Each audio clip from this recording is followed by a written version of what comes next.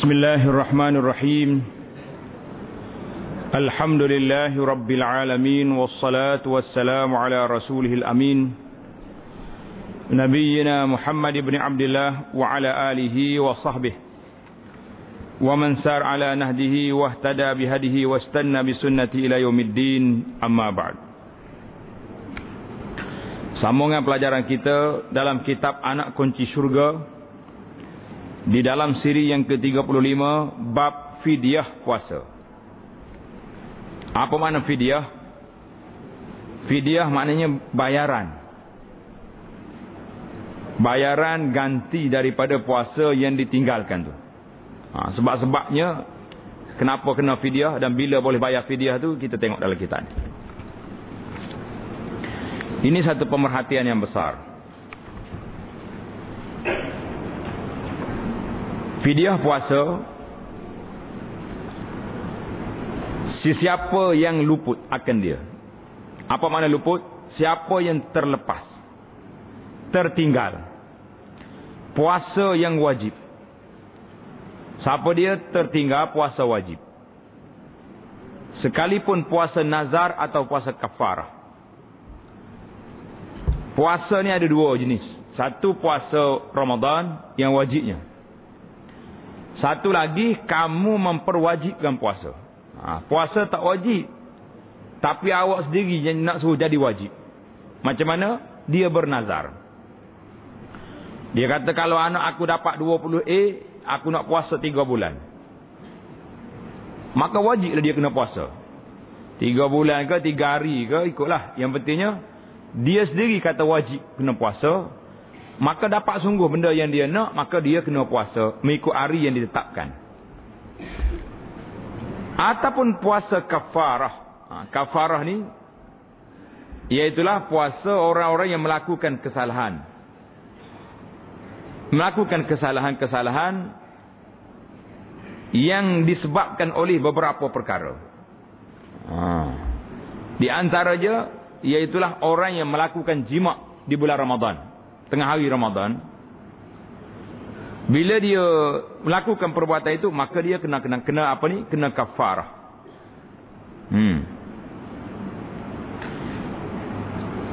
Maka orang ni setelah dia terlepas puasa tadi, puasa wajib, puasa Ramadan lah kita kata. Puasa lain itu payah. Puasa Ramadan dia tak dapat puasa. Sakit. Sebab-sebab yang boleh tak puasa tu ada beberapa sebab. Di antaranya musafir, orang yang bermusafir, ataupun dia sakit, duduk dalam hospital sepanjang bulan Ramadan, 5 hari di bulan Ramadan, berapa hari di bulan Ramadan, lepas raya sakit lagi, nak qada tak dapat, sampailah mati tak sempat qada. Maka dia mati sebelum sempat qadanya, maka tiada wajib membayar fidyahnya dan tiada wajib mempuasakan, melakukan puasa untuk dia oleh keluarganya. Dan tidak ada dosa ke atasnya dengan sebab meluputkan qada itu kerana uzur. Ini ingat ni, dengar baik-baik. Ini ada di kalangan kita ni salah kira. Orang ni sakit di bulan Ramadan, berterusan sakit dia ni, sakit berakhir dengan mati, tak sempat nak qada. Ataupun mari Ramadan lain pun dia sakit lagi, stroke lagi apanya. Artinya orang ni dah tak ada harapan, tak boleh qada lah. Kerana keuzuran ini menyebabkan dia mati, dia tak sempat qada, maka gugur segala hak atas dia. Tak berdosa, tak bayar-bayar fidyah, dan tidak perlu anak cucu dia tolong qada puasa bagi dia. Ini ramai juga di kalangan masyarakat kita, bila mati tanya ustaz ke, tanya Tok Lebah, macam mana ustaz? Dah tak puasa, boleh puasa baru ni? Tak kena lah, 30 gantar ke 30 cupok lah. Sehari cupok ya, 30 cupok. Tak perlu orang ni. Tengok dia kata, dengar baik ni. Orang yang meninggalkan puasa kerana keuzuran, sama ada dia mari haid, ataupun dia sakit, atau dia bermusafir, kemudian dia mati sebelum sempat qada. Dia tak sempat qada kerana apa? Kerana keuzuran juga. Bukan kerana dicuai, orang panggil abad, tak ambil berat tak. maka dia mati, tiada wajib warisnya membayar fidyahnya, tidak wajib berpuasa ke atasnya dan tidak berdosa. Itu satu kes. Jadi ingatlah, orang sakit kalau mati terus bersambung sakit dia tu, tak ada apa-apa dah. Masalah yang kedua, setelah dia tinggal puasa, kemudian dia berkuasa untuk qada. Sihat wal afiat, alhamdulillah, melancung sana sini, pergi sana sini, makan banyak, sihat wal afiat, menambah semacam makan ni. Berjalan kuat. Kemudian dia mati. Mana tak dia boleh qada tapi dia tak qada. Mati dah orang ni pula. Sama ada luput dengan uzur atau tiada. Uzur kata uzur, kalau dia luput dengan uzur, dia tak berdosa. Tapi kalau luput dengan tak uzur, dia ada masalah lain. Maka apa hukumnya? Ini barulah mari hukum dia. Dia kata nascaya dikeluarkan daripada harta pusakanya bagi tiap-tiap hari yang terlepas, yang luput itu, yang tertinggal itu, secupak daripada makanan yang boleh dibuat fitrah. Maknanya secupak beras, secupak gandum, secupak tamar, secupak apa lagi tu? Jagung sudah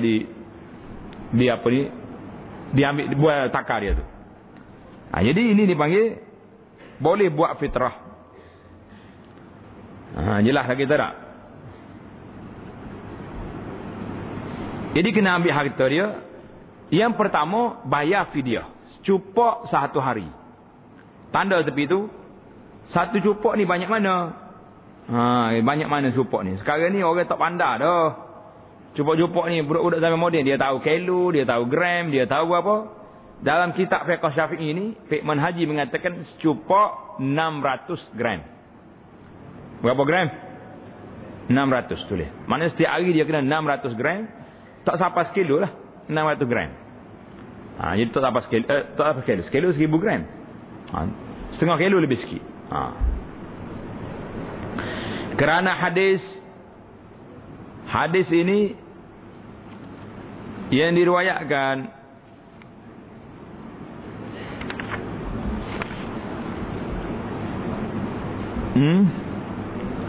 man mata wa alaihi siyam syahrin falyut'im anhu makana kulli yawmin miskinan.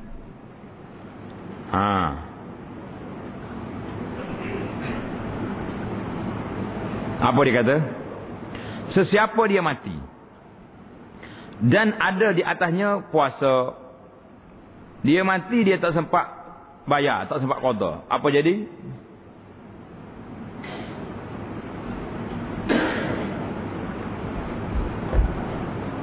Sebulan. Tak kira lah berapa hari pun. Makanlah diberi makan daripadanya pada tiap-tiap hari seorang miskin. Sehari dia tinggal, bagi makan seorang miskin. Hadis ini diriwayat oleh Imam At-Tirmizi. Kata Imam Tirmizi sendiri, sahih, mauquf. Kata-kata ini kepada Ibnu Umar. Jadi tulis kat tepi itu hadis. Ini kata-kata siapa dia? Abdullah bin Umar. Jangan kata hadis Nabi. Kalau yang diangkat daripada hadis Nabi itu dhaif. Tulis. Tanda kat tepi kitab. Nanti awak kuliah esok, duk baca hadis Nabi. Jadi ulama mengatakan yang marfu' tu dhaif. Yang sahihnya sebagaimana Imam Tirmizi kata was sahih mauquf ala Ibn Umar. Jadi hadis ini sahihnya mauquf. Mauquf tu maksud apa mauquf? Tanda istilah dia ni. Mauquf maksudnya hadis ini tidak diangkat ke Nabi. Dia diambil daripada kata-kata Ibnu Umar. Tanda pelajar-pelajar kita. Mauquf. Kalau kata marfu', barulah hadis ini diangkat ke Nabi. Mauquf berhenti kepada sahabat saja.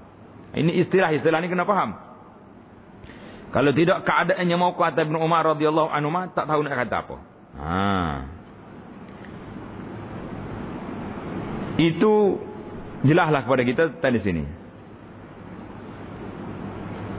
Kemudian dan telah menakal akan dia oleh Imam Al-Mawardi. Imam Mawardi ini seorang tokoh yang hebat dalam mazhab Syafi'i, daripada tokoh kurun yang kelima. Dari ijma' sahabat radhiyallahu anhum, para sahabat telah memfatwakan bahawa dibayar fidyah. Sehari satu hari cukup. Itu yang pertama. Cara yang kedua, atau puasa oleh keluarganya. Jadi ayah mak dia mati, berapa hari meninggal puasa? 5 hari. Anak dia ada berapa orang? 5 orang. Maka anak dia bagi seorang sehari. Aku ambil sehari, awak ambil satu hari. Jadi 5 hari puasa sehari seorang. Untuk mak niat qada pada mak dia tu sesalah masalah. Sekalipun keluarga yang tiada mengambil pusaka. Orang lain keluarga juga tapi tidak penerima pusaka. Ataupun puasa oleh ajnabi, orang tidak waris. Kawan-kawan sama-sama duduk pondok sekali. Kawan ni mati tak sempat puasa, tak sempat qada. Pakat-pakat tolong bagi puasa. Coba tanya macam-macam gitu tu. Kalau ada tak qada puasa lagi di hujung-hujung tahun ni, tolong bayar ke dia. Tolong pakat puasa. Dengan wasiat baginya atau dengan izin daripada keluarganya, dengan pengupah atau tiada pengupah. Nak ambil upah kata ambil upah. Ambil upah ada masalah sikitlah. Kerana dia kata kias dengan haji. Ambil upah tu kias kepada haji, dan juga ambil kebenaran daripada keluarga dia tu boleh orang lain tolong buat tu. Sebab haji orang lain boleh badalkan, boleh ganti. Dan kerana hadis Bukhari dan Muslim. Hadis Bukhari dan Muslim kata apa? Daripada Aisyah radhiyallahu anha, man mata wa alaihi siyam sama anhu waliyuhu. Siapa yang mati ada di atasnya puasa yang tertinggal, nascaya dipuasa olehnya, daripadanya oleh walinya, maknanya keluarganya boleh puasa. Tulis hadis ini diriwayat oleh Imam Bukhari dan Muslim. Dan kerana hadis Muslim, dalam riwayat Muslim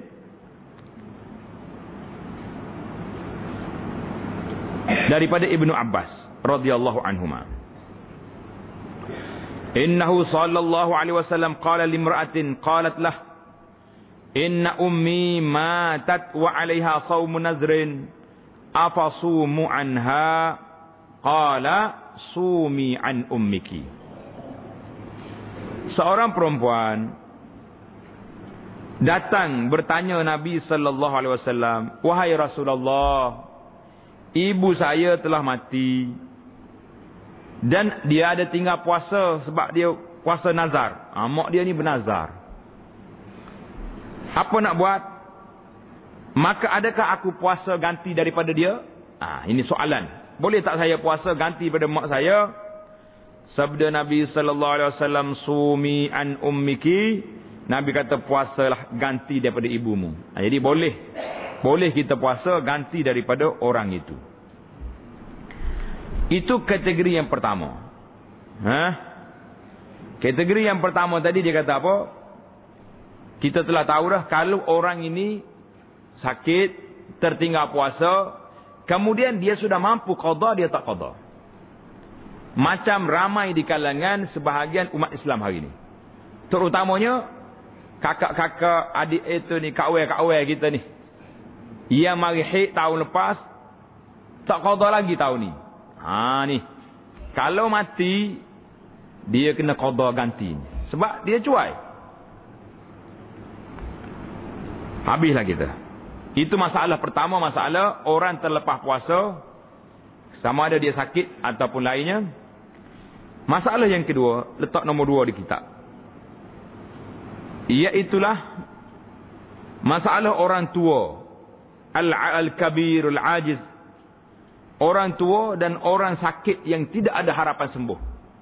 Kena stroke, tua sangat dah, tak tahu apa dah, nyanyuk diri dah, apa nak buat? Ini hukum dia. Dan wajib bayar cupok beras. Berapa timbangan kilo dia? Cupok berapa timbangan? 600 kilogram. 600 gram. 600 gram sama dengan secupok. Wajib kita bayar secupok 600 gram bagi tiap-tiap hari. Tiap-tiap hari. Mana kalau puasa 30 hari, jawabnya 30 cupak 600 gram kali 30 hari, berapa kilo? Kira ambil lah. Kalkulator ada kan tu? Dengan ketiadaan qada ke atas mereka yang meninggalkan puasa kerana uzur. Jadi tak payah qada lagi. Tak perlu qada, dia terus bayar fidyah. Yang tidak ada harap untuk hilang. Orang ni tak ada harap dah sembuh dia. Kecil manis dia terlalu tinggi ataupun buah pinggang sakit dah. Duduk mai tukar darah dia 4 kali seminggu dah. Nasallallahu salam wal afiyah. Ataupun tua sangat tak larat nak puasa, maka seperti sangat tua dan penyakit yang tidak ada harapan sembuh, pada waktu itu kita boleh bayar setiap hari secupak dengan tak payah qada lagi dah. Lepas terus. Jadi panggil orang ni sudah dikira lepas dah, tak ada dah masalah. Di mana dalilnya? Dalilnya ambil daripada firman Allah Taala, iaitulah bacaan wa 'alal ladzina yutiqunahu fidyatun ta'am miskin. Ada bacaan daripada Ibnu Abbas, wa 'alal ladzina yutiqunahu fidyatun ta'am miskin, surah Baqarah ayat 184. Artinya, dan di atas mereka yang tiada kuasa akan dia nak puasa, tak ada kuasa nak puasa, tak gerak nak puasa, apa jadi? Fidyah, bayar fidyah makanan seorang miskin setiap hari. Hadis ini telah mencerita oleh Imam Bukhari bahawa Abdullah bin Abbas radhiyallahu anhuma, yang anda tengok dalam Bukhari, Ibnu Abbas ada. Sayyidah Aisyah tu tak jumpa. Tulis tak dalam kurungan Aisyah. Tulis. Kita tengok riwayat lain yang tak sempat. Dalam Bukharinya meriwayat daripada Abdullah bin Abbas radhiyallahu anhuma, dia baca wa 'alal ladzina yutiqunahu fidyatun. Dia baca wa 'alal ladzina yutawwaqunahu fidyatun. Sepatutnya bacaan awal dulu wa 'alal ladzina yutiqunahu fidyatun. Ayat ini turun di peringkat awal dulu, diberi pilihan. Orang yang nak puasa, puasa. Orang yang mampu nak bayar secupak sehari, bayar. Tak payah puasa. Kemudian bila mari faman syahida minkum syahra falyasum, bila mari bulan Ramadan syahra falyasum, kena puasa pada waktu itu. Ada ulama mengatakan ayat ini telah berhenti hukumnya kerana semua kena puasa. Kecuali Ibnu Abbas, dia kata apa? Dia baca wa 'alal ladzina yutawwaqunahu fidyatun. Maknanya di atas yang diberati akan mereka puasa, maka tak puasa. Puasa wajib tapi dia tak kuasa nak buat. Maka apa jadi? Ta'am miskin, beri makan setiap hari secupak. Kata Ibnu Abbas, laisat bimansukha. Ayat ini tidak mansuh. Huwa syekhul kabir, orang tak mampu ni orang tua. Wal mar'atul kabiratu, makcik nenek-nenek yang sudah tua. La yastati'ani an yasuma, yang tidak mampu nak puasa, maka dua orang ini boleh beri yut'imani makana kulli yaumin miskinan, makan, bagi makan setiap hari secupak beras kepada orang miskin. Jelas tak jelas? Ini siapa-siapa yang ada mak dia, nenek dia, atuk dia, opah dia yang sakit, yang tak larat nak puasa, setiap hari bayar. Tapi tak boleh bayar awal. Tak boleh kata anda masuk Ramadan ni ambil 30 cupak beras, pergi bayar terus. Tak boleh. Sebab tak wajib lagi. Bila wajib? Bila masuk hari puasa baru wajib. Kalau kata kita bayar awal, tak boleh bayar awal. Sebab tak wajib lagi bagi dia. Bila wajib? Boleh jadi dia mati 5 hari lepas tu. Jadi tak wajib 25 hari lagi. Jadi setiap hari bayar. Sama ada bayar harian, hari ni bayar, hari esok bayar. Ataupun tunggu kumpul sampai akhir Ramadan bayar. Ini satu kes. Habislah selesai kita masalah orang tua, orang yang tak mampu, orang-orang yang dikira OKU dalam ni, orang tua sangat. Yang ketiga, masalah yang ketiga. Dan wajib qada. Dan secupak makanan ke atas mereka yang melambatkan qada sehari daripada Ramadan, serta ia berkuasa mengqadakannya apabila masuk Ramadan yang lain. Orang ni, orang perempuan ni lah senang cerita. Mari haid bulan Ramadan. 10 hari, 15 hari paling banyak. 5 hari. Dia tak qada. Duk sibuk dengan benda lain. Sibuk dengan travel sana sini. Sibuk dengan kerja pejabat. Sibuk dengan jaga anak, jaga cucu. Tak sempat nak puasa. Mari Ramadan yang kedua dia tak puasa. Dia tertinggal puasa yang lepas. Apa jadi? Maka bila lepas raya nanti, dia kena double. Dia wajib qada yang tahun lepas dan dia kena bayar fidyah syukur setiap hari. Jadi dua dia kena. Qada dan bayar fidyah.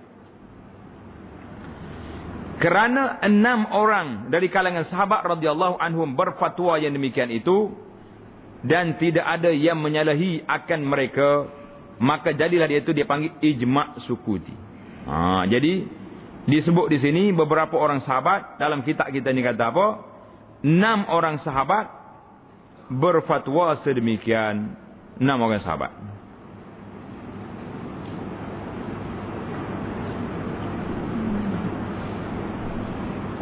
Jadi ada yang riwayat ini Abdullah bin Umar, Abdullah bin Abbas, Abu Hurairah mengatakan bahawa mesti orang ni selain daripada qada, dia kena bayar fidyah.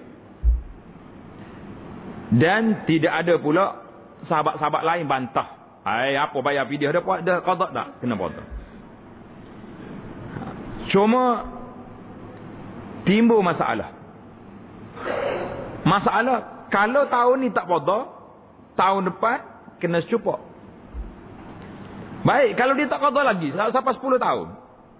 Ini timbul persoalan ni. Kalau sampai 10 tahun tak qada, apakah yang 10 tahun lepas tu dia kena bayar 10 cupok atau hanya secupok sahaja? Dalam kitab fiqh mazhab Syafi'i, dalam kitab Al-Majmu' lil Imam Nawawi rahimahullah, Imam Nawawi kata masalah berulang fidyah ni mengikut tahun, wajhani masyhurani, 2 wajah yang masyhur dalam mazhab Syafi'i.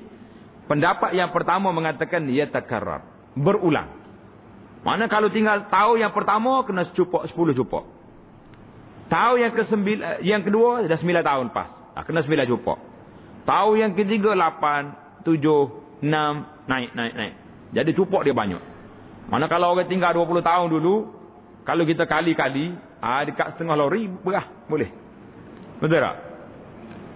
Wa khalafahum sahibul Ahawi, Al-Imamul Mawardi, seorang tokoh yang hebat dalam mazhab Syafi'i, dia kata al-asah annahu yakfi muddun wahidun li jami'is sinin, cukuplah kita bayar sekali sahaja. Bayar berapa cupok? Sekali ya. Mana orang ni tinggal puasa 20 tahun lepas.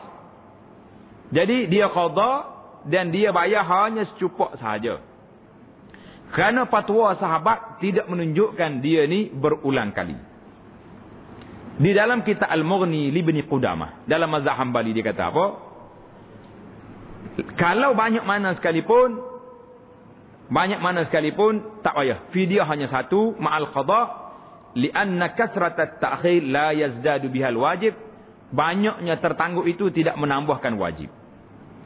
Kama law akhara al-hajj al-wajib sinin, sebagaimana orang ni meninggalkan haji beberapa tahun, lam yakun alaihi aktsaru min fi'lihi, hanya dia kena buat haji sekali saja. Jadi setelah kita teliti pandangan ulama-ulama yang mutaakhirin di zaman kita hari ni pun, ramai yang mengatakan bahawa fidyah ini tidak berulang. Tidak berulang. Dan kalau tanya saya, anak akan kata 50 tahun dulu tinggal pun bayar cukup saja. Sebab fatwa sahabat tak ada yang menunjukkan dia berulang. Tak ada yang menunjukkan berulang. Tapi dalam fiqh Syafi'i kata, mazhab Syafi'i pun dicanggah oleh Al-Imamul Mawardi, juga ulama mazhab Syafi'i. Jadi kalau kata awak tak ikut Syafi'i, ikut Imam Mawardi mazhab Syafi'i yang mengatakan tidak berulang. Kalau tidak berat, berlori-lori kita bawa pikul beras. Sedangkan benda ni tak ada dalil yang sarah yang mengatakan kena ulang puasa. Jadi kepada para ustaz, tuan-tuan guru, tuan-tuan lebah, cuba semak balik masalah ini. Saya bimbang takut kita makan beras orang tanpa hak. Tidak ada dalil yang membolehkannya daripada hadis Nabi sallallahu alaihi wasallam ataupun pandangan sahabat. Sahabat kata ada fidyah tapi dia tak kata berulang. Wallahu a'lam. Habislah kita. Dalam kitab kita ni tak sebut masalah. Ada masalah lagi sini ni. Masalah lain banyak lagi ni. Iaitulah masalah orang perempuan yang mengandung dan menyusu anak. Tanda sini. Dalam kitab tidak ada. Apabila dia ni buka puasa, mengandung tak tahan, lugarnya dengan pening kepala macam-macam mabuk lah orang mana ni. Tidak morning sickness dah ni. Pakai sickness terus dah. Lembek setengah termasuk hospital dah dia tu. Lembek lotek dah. Jadi di sini dalam fiqh kita ni, fiqh manhaji dia bagi dua. Dia kata siapa dia buka puasa kerana takut mudarat kepada dirinya. Kalau dia puasa nanti dia jadi pensan ke apa-apa, maka dia kena qada saja. Bila lepas dia bersalin, anak dia dah besar, dia qada saja. Tapi kalau dia buka puasa kerana takut anak dia mudarat, anak dia panah dalam perut, tak cukup air, mak ni puasa ni, ataupun dia sedang menyusu, kalau dia bagi dia puasa tak cukup susu anak dia. Zaman dulu, zaman sekarang ni mak angkat ramah tak ramah mak angkat sekarang ni. Ramah sangat, mari Australia, mari New Zealand, mari sana sini, mak angkat saja. Ada Latin, mak angkat belakang tu. Pasal tu lah budak-budak zaman moden ni lompat kuat. Ikut lembu Australia. Kau mana? Ni dia masalah. Jadi tak apalah, ini hukum. Jadi kalau orang ni hamil, doktor kata kalau awak puasa gugur anak awak nanti. Apa jadi? Maka dia kena puasa. Dia boleh buka puasa, dan bila dia lepas beranak nanti fayajibu alaihi ma'al qada at-tasadduq bimud'an. Maka lepas pada dia puasa, dia kena qada puasa dan dia kena bayar cukup beras. Ini dia kata ni. Dalil dia daripada kata-kata Ibn Abbas tadilah. Untuk wal hubla wal murdi idza khafata ala aulihima afsarata, berdasarkan kepada pandangan Abdullah bin Abbas radhiyallahu anhuma. Satu sama cik kita tu. Ni ramai orang perempuan duk tanya masalah ni. Tak ada masalah. Baik, habislah kita. Satu lagi kes. Kes berat dia panggil ni. Apa mana kes berat? Kes berat ni, kalau orang ini melakukan jima', bersetubuh dengan isteri dia tengah hari puasa, dan dia ni tidak musafir. Bukan kata dia travel pergi mana-mana yang tak wajib puasa, kemudian dia musafir, dia tak puasa, dia boleh buat, tak ada masalah. Ni dia duduk di kampung. Lepas tu tengok gelap tak pergi kerja, hujan pula, makan roti di luar ni. Apa jadi? Maka wajib katanya kena kena kafarah. Ingat, siapa-siapa yang baru kahwin ke apa benda tengok tak tahan duduk dengan isteri, jangan duduk di rumah, mari tidur di masjid, iktikaf. Orang tanya kau nak duduk sini, iktikaf. Balik ke rumah bahaya kan. Maka wajib ke atas dia kena kafarah. Kafarah dia apa kafarah dia? Dia kena merdeka seorang hamba. Tanda situ. Ada dalam kitab kita ni. Ada. Kita baca hadis dulu. Wajib qada, dia kena qada serta kafarah ke atas laki-laki yang membinasakan puasanya dengan jima' yang berdosa dengan dia. Kerana hadis Bukhari dan Muslim daripada Abu Hurairah radhiyallahu anhu, jaa rajulun ila Nabi sallallahu alaihi wasallam faqala halaktu wa ahlaktu. Qala wa ma ahlakaka? Wa ma laka? Dalam matan lagu ni, dalam kitab kita lain. Qala waqa'tu ala imraati wa ana sha'im. Waqa'tu imraati fi Ramadan wa ana sha'im. Faqala, kata Nabi sallallahu alaihi wasallam, hal tajidu ma ta'tiqu raqabatan? Qala la. Qala fa hal tastati'u an tasuma shahrayn mutatabi'ain? Qala la. Fa hal tajidu ma tut'imu 60 miskinan? Qala la. Qala thumma jalasa fa utiya an-nabiy sallallahu alaihi wasallam bi'araqin fihi tamrun faqala tasaddaq bihadha faqala ala afqara minna ya Rasulullah fa wallahi ma mayna la bataiha ahlu baitin ahwaja ilayhi minna. Fadhahika sallallahu alaihi wasallam hatta badat nawa'an yabuhu thumma qala izhab fa'atihmu ahlak. Datang seorang laki-laki. Orang ni dia kata orang Badui. Yantifu sya'rahu wa yantifu sya'rahu, duk tarik rambut dia ke depan Nabi. Dia kata, ya Rasulullah, telah binasa adalah saya. Nabi kata, malaka, apa yang binasakan kau? Dia kata, aku telah bersetubuh dengan isteriku pada siang hari Ramadan. Apa hukumnya? Maka Nabi pun tanya dia, adakah engkau ada hamba untuk dimerdekakan? Tengok, kafah dia apa dia? Hamba, merdeka seorang hamba yang beriman. Ada raqabah? Jawab dia, tak ada Rasulullah. Ada tekok ni je. Tekok lain tak ada. Nabi tanya lagi, apakah engkau berpuasa 2 bulan berturut-turut? Kena puasa 2 bulan turut-turut. Dia kata, ya Rasulullah, kerana puasa lah jadi macam ni. Nak bulan 2 bulan lagi tak mampu saya. Jawab semacam dia. Orang telus. Tak malu-malu. Maka jawab belaka.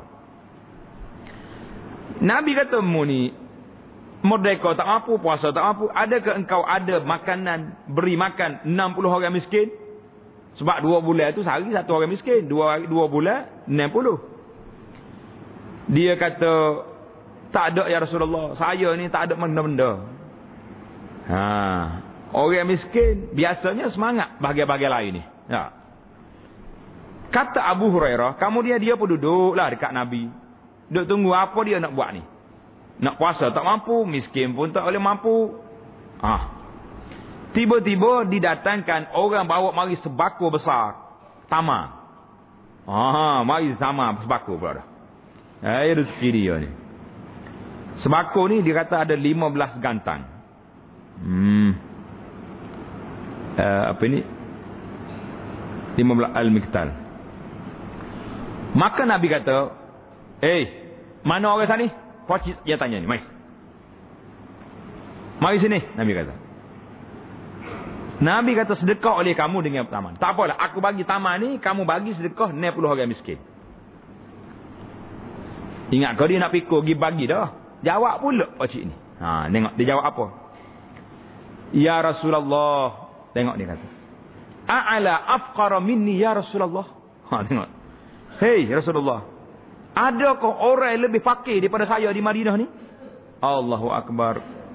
Fa wallahi ma baina labataiha ahla baitin afqara min ahli baiti. Tidak ada orang yang duduk di antara tanah haram Madinah ni lebih fakir daripada keluarga saya ya Rasulullah. Jangan main. Orang fakir anak ramah biasa tak? Dia kaya benda lain. Nabi kita subhanallah tengok orang ni. Maka Nabi kita tertawa. Suka Nabi kita ni sehingga nampak gigi dia. Jarang Nabi suka sengih po kita ni. Tapi nak suka ke pocik ni, dah lah buat kerja pelik. Nak bagi makan, suruh pergi bagi makan, nak ke dia pula. Dia kata tak ada orang paling miskin atas dunia Madinah ni lebih daripada keluarga saya. Nabi kata apa? At'imhu ahlaka, klik bagi makan kepada anak beranakmu. Habislah cerita. Jadi dalam hadis ni 3 benda. Orang yang melakukan jima' pada tengah hari Ramadan, yang pertama dia kena bayar merdeka seorang hamba. Kemudian dia kena puasa 2 bulan berturut-turut. Tak mampu, dia kena bagi makan 60 orang miskin. Tak mampu juga, tak ada macam pocik ni. Tapi jangan tipu lah. Tak mampu saya nak bagi makan 60 orang miskin. Habis duit tak ada ke? Bukan tak ada duit. Sebab nak beli kerusi baru untuk raya. Boleh faedah orang lagu ni. Ni bukan tak mampu ni. Bahasa jenis mengapu dia panggil lagu ni. Tak ada kerusi lah tahun ni. Pergi makan 60 orang miskin dulu. Allahu Akbar. Jangan je. Nakal. Nakal tak nakal? Nakal. Jadi timbul masalah hari ni. Timbul masalah. Ada setengah orang ni diajar kepada orang. Dia kata, mu kalau nak buat juga tengah hari puasa, kamu makan dulu. Lepas makan, buat. Tak kena kafarah. Berat juga ni.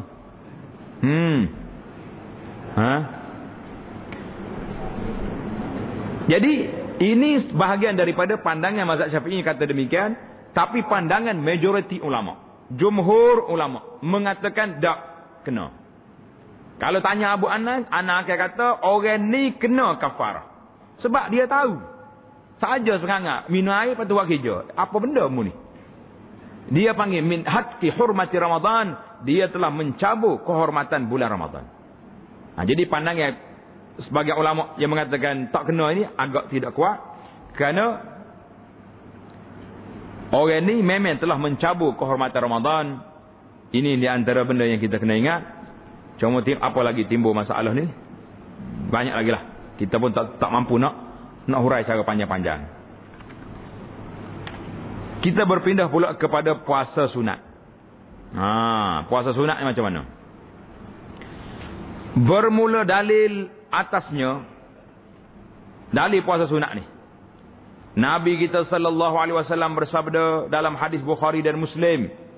Tanda situ daripada Abu Sa'id Al-Khudri radhiyallahu anhu, "Man shama yawman fi sabilillah ba'adallahu wajhahu minan nari 70 kharifan." Ba'adallahu wajhahu 'anil nari 70 kharifan. Tulis 'anil nar. Kebanyakan riwayat-riwayat yang ada dalam kitab ni anin, bukan min. Siapa yang puasa sehari kerana Allah, yakni ikhlas, bukan puasa kerana nak kurus, bukan puasa kerana nak diet istilah orang moden hari ni. Kenapa puasa? Saja nak kuruskan badan. Mau lawa-lawa tak edih. Puasa kerana Allah. Lepas tu nak kurus tak apa, tapi kerana Allah dulu.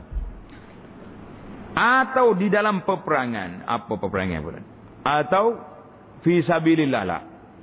Yauman fi sabilillah, puasa kerana Allah dalam peperangan. Nascaya menjauhkan Allah Ta'ala akan tubuhnya daripada api neraka perjalanan 70 tahun. Siapa dia puasa fi sabilillah, kerana Allah kita puasa, bukan kerana siapa-siapa. Allah jauhkan muka dia 70 tahun daripada api neraka. Jauh ke dekat? Jauh. Jadi di antara puasa sunat yang perlu kita buat, tanda. Yang pertama, puasa pada hari 9 Zulhijjah. Hari Zulhijjah bagi orang yang tidak musafir dan bagi orang yang tidak mengerjakan haji. Satu. Yang kedua, puasa pada hari Ashura. Hari Ashura ni hari 10 daripada bulan Muharram. Dua, tulis. Kerana hadis Nabi sallallahu alaihi wasallam daripada Imam Muslim.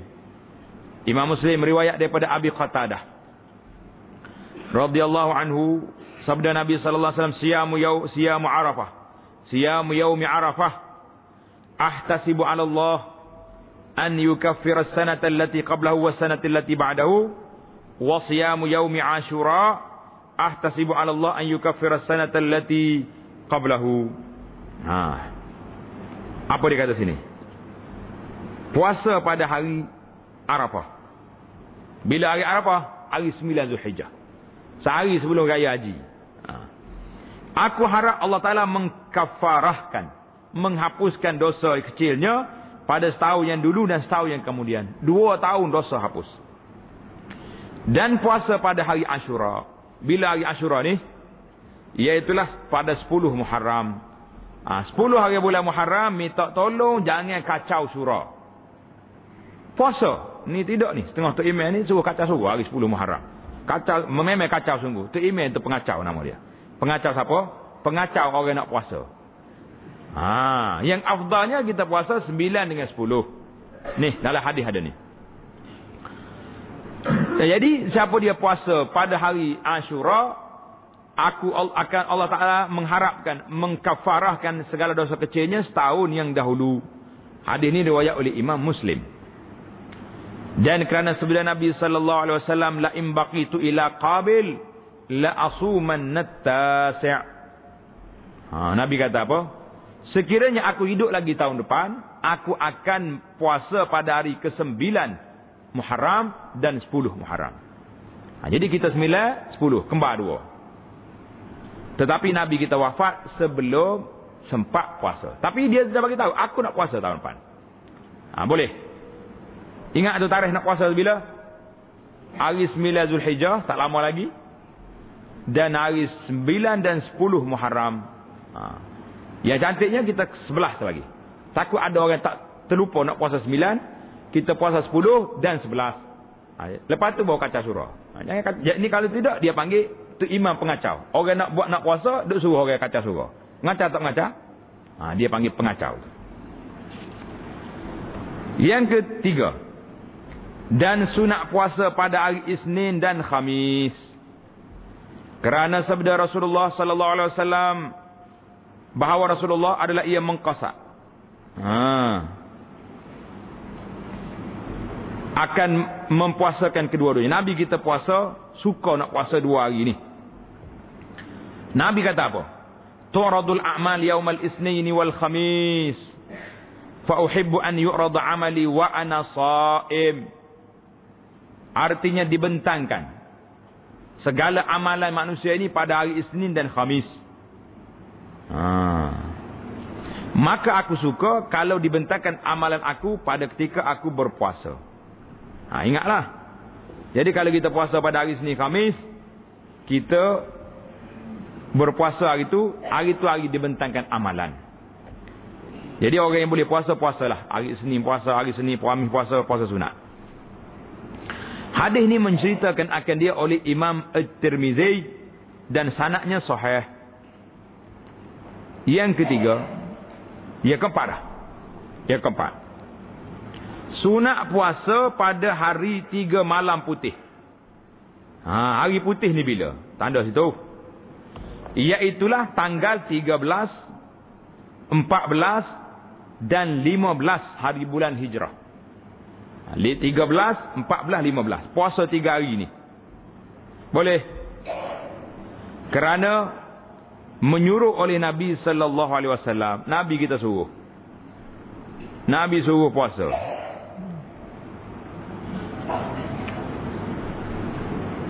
Hadis Abu Zar, tulis. Di dalam hadis Abu Zar radhiyallahu anhu, dia kata apa? Amarana Rasulullah an nasuma minasyahri 3 ayyamil bid. Nabi menyuruh kami berpuasa pada hari 3 hari pada hari-hari putih, malam putih tu. 13, 14, 15. Ada ini riwayat oleh Imam An-Nasa'i. Sanad dia hasan, tulis. Yang kelima. Dan sunat puasa 6 hari pada bulan Syawal. Sunat kita puasa bila? 6 hari dalam bulan Syawal. Tak lama dah Syawal kita kan?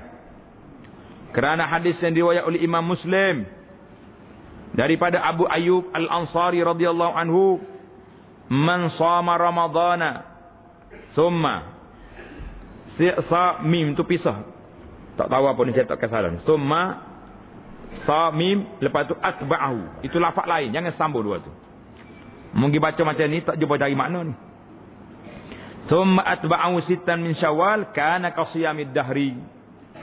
Siapa puasa pada bulan Ramadan, lepas dia puasa Ramadan diikuti dengan puasa 6 hari dalam bulan Syawal, nascaya dapat pahala dia seperti puasa sepanjang tahun.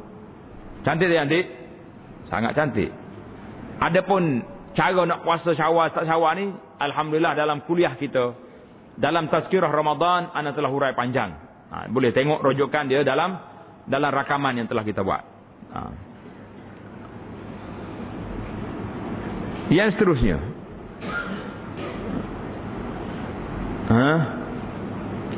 Yang ke berapa dah? 5, yang ke 6. Sunat puasa sepanjang masa. Yang lain daripada 2 hari raya dan segala hari tasyrik. Jadi 5 hari dalam apa ni, sepanjang tahun ni 5 hari je tak boleh puasa. 2 hari raya dan 3 hari tasyrik. Ini tak boleh puasa. Hari tasyrik tu apa weh? 11 tanda kat kita tu 11, 12 dan 13 Zulhijjah. Itu mana hari tasyrik. Hari raya awak tahu dah kan? Syaratnya jika tiada takut mudarat. Kalau takut mudarat jangan puasa semua, tak boleh. Atau terlepas hak yang wajib ditunaikan. Kenapa puasa lembek tu? Tak pergi kerja, puasa. Hei, anak-anak nak minta duit, jangan minta dengan bapak. Bapak berpuasa. Tak boleh, ini haram, ni karut puasa macam ini. Bukan sunat. Atau seperti hak isteri. Isteri dia mari dekat, jangan dekat, aku puasa. Jangan macam tu, dia ada hari dia juga. Kerana sabda Nabi sallallahu alaihi wasallam, man sama ad-dahra duyiqat alaihi jahannam hakaza wa aqada 90. Man sama dahra duyiqat alihi jahannam hakaza wa qabada kaffahu.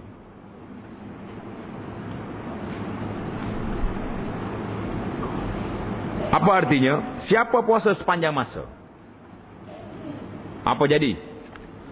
Nas saya disempitkan, dipicik. Mana apa picik? Sempitkan. Tulislah bahasa lama ni.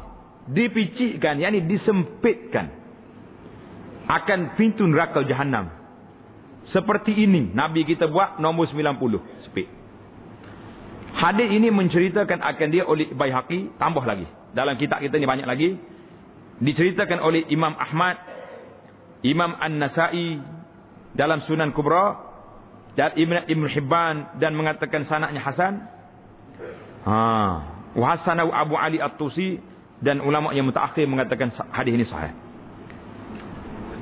Apa makna picik sempit itu? Yakni tiada masuk ia akan dalam neraka, atau tiada tempat baginya dalam neraka. Tengok ni kita belajar 90 macam mana. Cuba tengok. Makna menyimpun 90 bahawa menghimpun akan jari telunjuk di bawah ibu jari himpun yang kuat. 9 jari telunjuk duduk di bawah ibu jari. Mana telunjuk? Ni telunjuk kan? Duduk gitu. Rapat gitu. Dan mengangkatkan ia akan ibu jari. Dan menghamburkan akan segala jari yang 3 dan padanya 9 ruas jari. Jadi kita tak ni akad 3. 3 ni 9 ruas jari. Itu mana dia mana 90. Ini istilah dia. 90 menghimpun jari telunjuk di bawah ibu jari. Mana ibu jari? Tak sini. Ibu jari. 90 dia panggil gini. Dan tiada ruas jari 10, maka jumlahnya 90. Wallahu a'lam. Buat gitu. Habis. Tapi jangan berhenti setakat tu, kita terus pergi lagi.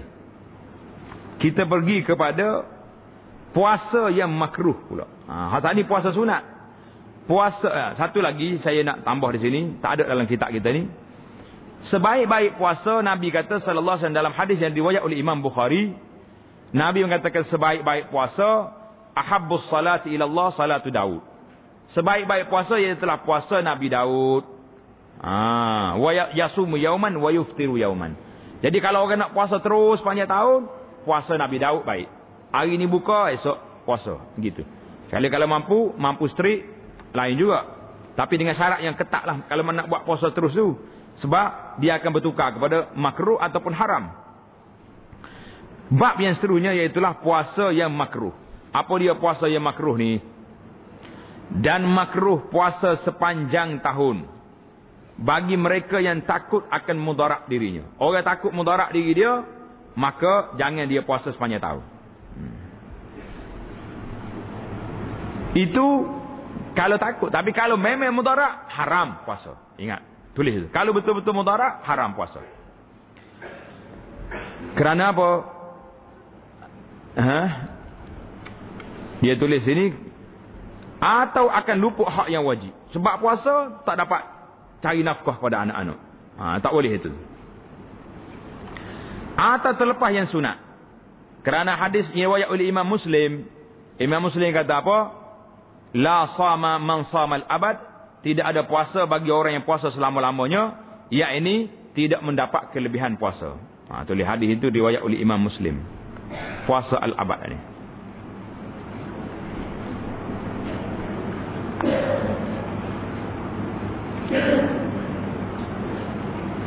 Baik. Yang kedua, makruh puasa hari Jumaat sahaja. Itu dipanggil menunggalkan tu. Menunggalkan tu maknanya puasa hari Jumaat saja tak boleh. Hari Jumaat enggak puasa. Dia kata hari ni hari cuti kan? Tak. Atau hari Sabtu saja, tak boleh. Dalam kitab ni kata atau hari Ahad saja. Tak ada sebab. Hari Sabtu, Ahad, Jumaat cara nak puasa sehari ya. Tak boleh, makruh kata. Kerana hadis Bukhari dan Muslim. Hadis Bukhari kata apa? La yasum ahadukum yaumal jum'ati illa an yasuma yauman qablahu aw yauman ba'dahu. Jangan puasa seorang kamu pada hari Jumaat kecuali dia puasa sehari sebelum atau sehari lepas. Mesti kembar dua. Isnin, Khamis, Jumaat tak apa. Jumaat, Sabtu tak apa. Dia tak maunya Jumaat saja atau Sabtu saja tak boleh. Dan kerana hadis Nabi sallallahu alaihi wasallam, hadis Bukhari tadi daripada Abu Hurairah dan hadis Abdullah bin Busr, la yasumu yaum as-sabti illa fi mafturida alaikum. Dia kata apa? Jangan kamu puasa pada hari Sabtu saja, melainkan puasa wajib. Ataupun kebetulan. Hari Arafah hari ni kena hari Sabtu. Tak apa. Sebab kita bukan nak puasa hari Sabtu. Kita nak puasa hari Arafah. Tapi dia berbetulan dengan hari Sabtu. Sesama. Boleh buat. Hadis ini diceritakan oleh Imam At-Tirmizi. Dengan sanad yang sahih. Adapun. Ini huraian dia ni. Adapun apabila puasa akan dia kerana Sabtu, seperti beradat ia puasa sehari dan berbuka sehari, tak ada masalah. Kebetulan kena hari Sabtu, kena hari Jumaat, maka kebetulan hari puasanya Jumaat atau Sabtu atau Ahad, maka tiada makruh. Kerana hadis Nabi sallallahu alaihi wasallam, Nabi mengatakan, la takhussu lailatal jum'ati bi qiyamin bainil layali wa la takhussu yaumal jum'ati bi siyam min bainil ayam illa an yakuna fi yaumin yasumuhu ahadukum. Maksudnya, jangan menentukan kamu hari Jumaat nak puasa. Jangan. Antara segala hari, melainkan pada puasa yang dia puasa sentiasa, kebetulan kena hari Jumaat, tak jadi masalah. Kita nak puasa hari Arafah, hari Ashura, kena hari Jumaat, puasa. Tapi kembar dengan Khamis lah. Baik. Ataupun kena hari apa ni? Hari Arafah. Habislah kita. Itu di antara puasa-puasa. Tambah satu lagi. Puasa-puasa yang makruh lagi. Puasa hari Jumaat saja. Puasa hari Sabtu saja. Puasa berterusan. Habislah. Tulis itu. Puasa yang haram pula. Ada berapa jenis? Yang pertama, haram puasa pada hari Raya Fitrah dengan Raya Adha. Satu. Yang kedua, haram puasa pada hari Tasyrik. Yang tiga, 11, 12, 13 Zulhijjah. Yang ketiga, haram puasa pada hari Syak. Hari 30 Sya'ban. Kita syak ragu-ragu, kita pergi puasa, tak boleh. Cuma, beza lagi, ada satu lagi masalah. Masalah kita puasa selepas daripada 15 Sya'ban. Bagi mazhab Syafi'i, mengatakan ini juga dilarang. Cuma, ini dibahas sikit lagi oleh para ulama, tapi bolehlah ambil maklumat awal. Perbincangan kita yang terakhir dalam kitab kita ni, kerana masa kita sangat terhad, iaitulah, dan makruh membatalkan segala amal ibadat yang sunat. Jadi kalau kita puasa sunat, jangan kita batalkan dia. Selain daripada haji dan umrah, dengan ketiada uzur. Puasa sunat, lepas tu kita tak ada uzur apa-apa, kita pergi batalkan. Tengok orang ajak makan. Itu makruh, tak haram. Kerana firman Allah Ta'ala, wala tubtilu a'malakum. Surah Muhammad ayat 33. Artinya jangan membatal kamu akan amal kamu. Jangan batal amalan kamu. Adapun, ini tanda. Sebab uzur. Seperti menolong tetamunya yang sukar. Atasnya makan seorang diri, maka tiada makruh. Tetamu mari rumah, kita buat hidangan sedap-sedap. Tu rumah puasa. Tamu kata, tak lalu makan saya. Tak sampai hati saya nak makan tu. Duduk tengok. Saya duduk juga bismillah. Kuat sekali dengan dia. Tak apa. Tidak makruh. Kerana nak menjaga hati tetamu. Kita pergi rumah dia. Rumah orang. Tu dia akak air. Saya puasa awak makan air. Susah hati. Tak? Kalau kita puasa, jangan bagi tahu kau orang puasa. Sela-sela. Dipersilakan makan. Jemput. Kami tak apalah. Lepas ni kita siap makan. Lepas ni tu buka puasa nanti. Tapi kalau duduk main, makan. Saya puasa ni. Allahu Akbar. Susah hati. Kerana hadis Nabi sallallahu alaihi wasallam, as-saimul mutatawwi'u amiru nafsihi. In sya'a sama wa in sya'a aftara. Apa dia kata sini? As-saimul mutatawwi' amiru nafsihi. Puasa sunat itu amir perintah duk diri dia. Jika dia nak puasa, puasa. Jika dia nak batal, batalkan puasanya. Jadi boleh lah. Tapi makruh tu kalau tak ada sebab. Saja. Tulis. Hadis Amirun Nafsi itu diriwayat oleh Imam At-Tirmizi dan Imam Ahmad dengan sanad yang sahih daripada Ummu Hani radhiyallahu anha. Dikias dengan puasa itu segala amalan yang lain daripada yang selain daripada haji dan umrah. Tengok. Adapun haji dan umrah yang sunat, bila kamu niat labbaika hajjan, labbaika umratan, labbaika Allahumma labbaik, apa jadi? Maka haram memutuskan dia. Sudah kita niat, cancel, tak jadi. Saya tak mau pergi umrah. Saya mau tidur. Mu kena pergi tawaf, pergi sa'i, pergi cukur, baru boleh buka ihram. Nak tidur, nanti malam pergi tawaf. Cancel tak ada dalam haji dan umrah. Ingat ni. Ni bakar-bakar haji dan hajah-hajah. Siapa-siapa yang suka pergi umrah ramai hari ni, jangan duk cancel. Tak ada, tak jadi cancel. Kerana menyalahi haji dan umrah itu akan yang ibadat-ibadat yang lain, wajib, lazim, mana wajib menyempurnakannya. Yang sunat apa kena sempurnakan. Habis. Dan tiada wajib qada jika membatalkan yang sunat yang lain daripada haji dan umrah. Tak wajib qada lah. Kalau kita puasa sunat, kita buka, tak payah qada. Kerana bahawa Ummu Hani radhiyallahu anha, kakak pada Sayyidina Ali ni, Ummu Hani, adalah dia puasa sunat. Maka Nabi SAW memberi pilih padanya untuk membatalkannya dengan ketiadaan qada dan antara menyempurnakan dia akan puasanya. Hadis ini diriwayat oleh Imam Abu Daud. Panjanglah ceritanya. Nabi kita pergi ziarah dia, Nabi kata mari makan, maka Nabi pun minum. Nabi beri dia suruh minum. Dia kata saya puasa ya Rasulullah. Nabi kata orang puasa dia sendiri yang menentukan nak puasa terus kata nak puasa. Dan dikiaskan puasa itu dengan yang lain. Dan haram memutuskan amal yang fardu ain. Apa dia amal fardu ain? Seperti puasa fardu dan sembahyang fardu. Tak boleh kita putuskan.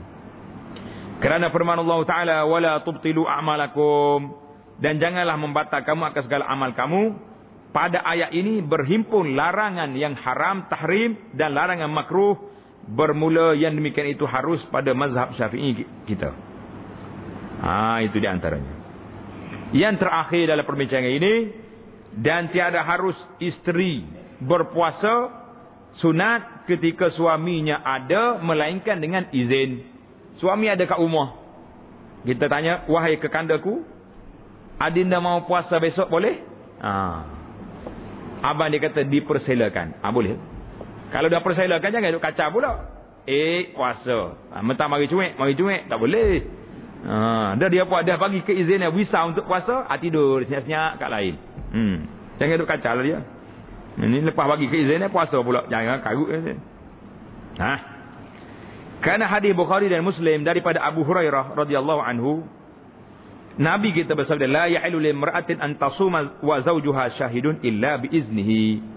Tidak halal bagi perempuan berpuasa pada ketika suaminya hadir, suaminya tidak bermusafir, kecuali dengan izinnya, wallahu a'lam. Tapi kalau suami dia musafir, tak ada kat rumah, tak jadi masalah, insya-Allah. Itulah di antara perbincangan kita yang sangat ringkas. Kita akan sambung perbincangan kita dalam siri yang akan datang dalam bab i'tikaf. Dan lepas puasa kena i'tikaf dengan sembahyang tarawih lah pula kita, insya-Allah. Subhanakallahumma bihamdika asyhadu an la ilaha illa anta astaghfiruka wa atubu ilaik.